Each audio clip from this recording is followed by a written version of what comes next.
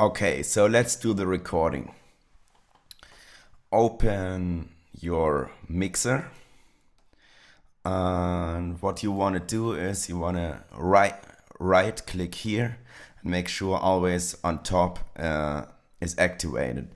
This means you can click around wherever you want and the mixer won't disappear. You always have it here. Now plug in the bass into the left input right here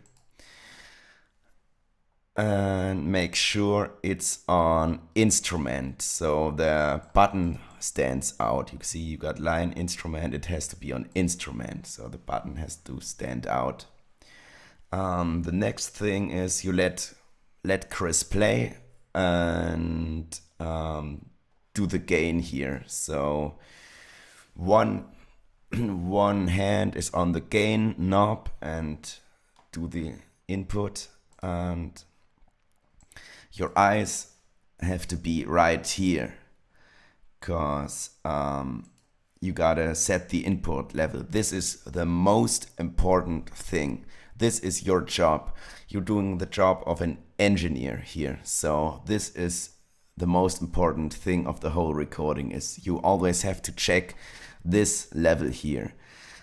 So rule number one is it has to be under 0. So what happened right now is bad. If it goes over 0, there's clipping and this turns red. So you can click on it and it's back into the gray. So you turn the input knob and always look here. And input has to be between -6 and -3. Something like that. It can't go over 0, but it shouldn't be too low either. So yeah, you turn the knob and always click here, so you reset this level. Always click on reset and turn the knob until it's going between -3 and -6. Take your time for this, as this is very important, like I said. So then you're basically ready to record. You can make a playback for Chris, you can turn down, you can mute the click, and you can activate it again, turn it louder, adjust the volume of guitars, drums. You might want to turn out the scratch bass that I recorded. So yeah, make your playback as Chris, so Chris feels comfortable. I already created 4 tracks that are made for recording. You always record on one track, but maybe you want to do different versions, you know, like if there's something bass run in right before the chorus, some some things you might want to record multiple versions. So if you do that, do a second version, just choose another track and let him record on the next track, and multiple versions. If you should need another track, just right click here and add audio track. Make sure it's a mono track, not a stereo, and you have another track. Okay, so if you click on one track, you notice this button is always red here, and this is important because this means you will record on this track. Wherever this is red, there will be a recording made. So this would make no sense. You would record 3 times in 3 tracks. So make sure the track that you want to record on is marked and this is red. Next thing is just play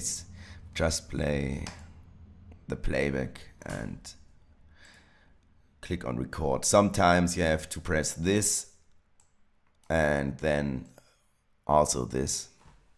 Yeah.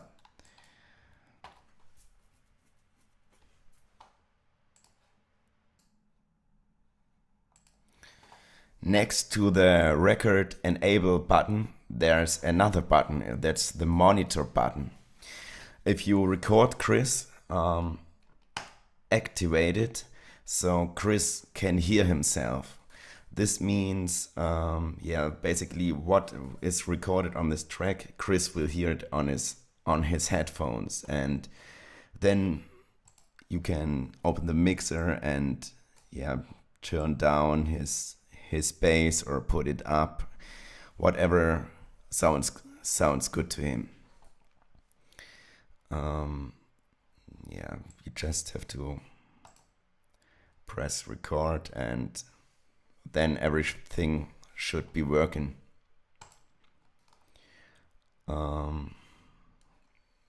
Then you can do another take, mute this one, activate this one, make sure you give him the monitor for the new track, make a different version, whatever you like.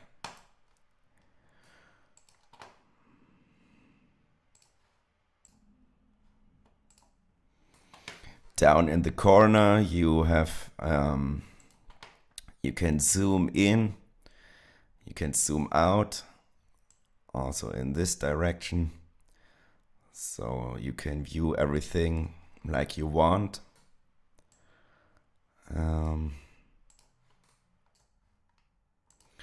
Don't forget to save the project, file and save. You can also make a new version, save as, and call it victim 2, whatever.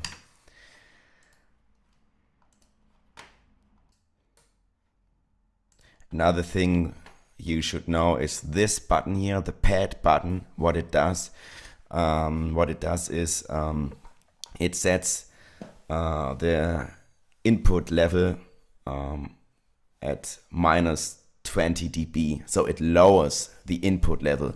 I don't know if this is activated or not on your interface.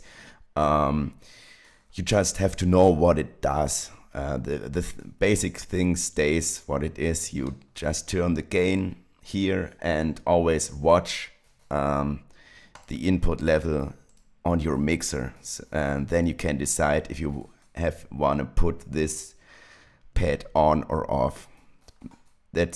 You just have to know what it is, and make sure this thing here does not happen. You don't go into the red. That's the most important thing. Also make sure you plug in the bass into the left input. If you put it into the right input, you have to choose the right input. So it's easier to just put it in the left input. If you're done with the song, I want you to send it over to me. And so just, you have this folder where everything is in. Just give me the whole folder, just put it in the Dropbox. I show you how this is done and I give you the key and everything. But this is how we exchange the recording with the whole folder. Always copy it into the Dropbox and it automatically is loading up, and it will appear on my computer, and then I got everything. Also on your interface there are these kind of buttons. You have to understand, this one is the mix button, or the mix knob. If it's turned all the way left, you only hear the input signal. So you only hear whatever is plugged in here. So you only hear the bass that's coming into the interface. If this one is turned all the way to the left, I suggest you put it all the way to the right. This means you only hear what is coming from your mixer. So that's why I said activate the monitor, because so Chris will hear himself and you can adjust his volume here. This might be easier. And yeah, and this is just the volume for the headphones. If the sound on the headphones shouldn't be loud enough, there's something you can do. Go to your stereo out, click on this E, and then you got your inserts. Click here, go to Dynamics, and choose Limiter. Then this thing opens and you can basically turn up the input, and it should get louder with this if you turn up the input. Yeah, but only do this if it's necessary, only if the sound is not loud enough for Chris.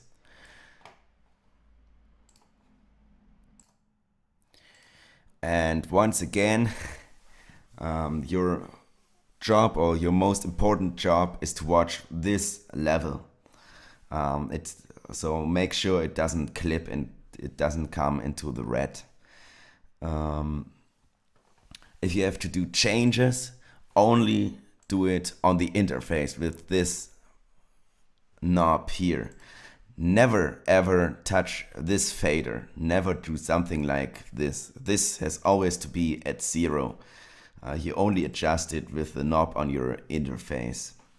And yeah, you also shouldn't change the level while you are recording. So the volume changes while you're recording. You shouldn't do this.